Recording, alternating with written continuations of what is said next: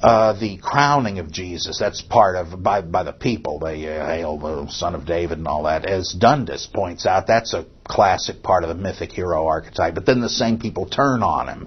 The same kind of reversal happens there. I forgot to say the persecution by a tyrant when he's an infant. That's told of Caesar Augustus, Moses, Krishna, Zoroaster, and so on and so on.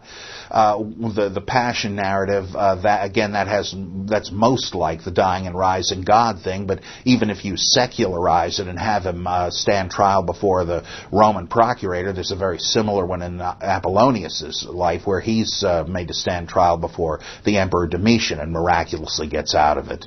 The notion of post-mortem appearances, Romulus, who vanishes during a battle, no one can find any trace of him. He appears several times to the senators and others, and he says in one version, "I've now become the god Quirinus." In another one, he said, "I was a god and came to earth." But in any event, they say he was a king of Rome, and he said, "One day Rome will become a great empire if you guys go forth and spread my worship," and so on.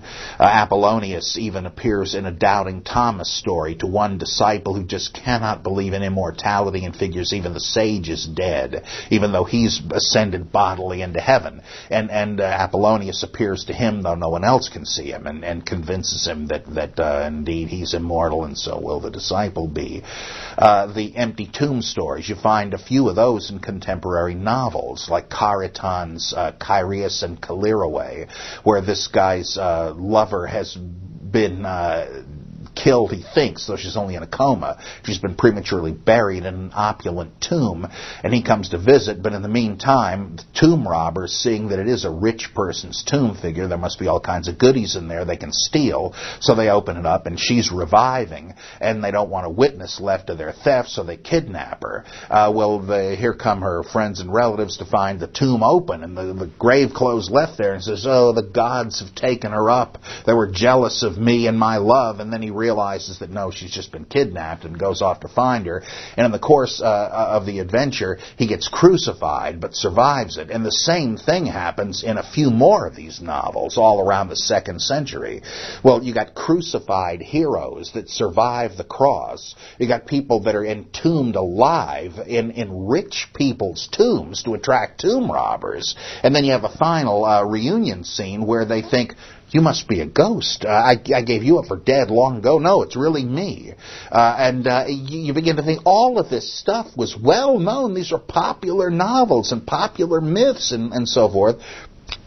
Is it pure coincidence that this stuff shows up in the Gospels? I don't think so. I just don't see how you can say, "Oh, no, none of that matters." I'm a big comic book fan. Suppose you said, well, Batman, the Martian Manhunter, the Green Lantern, well, these are clearly just fiction, but Superman, now that really happened. There's just no reason to think that. They're all comic books.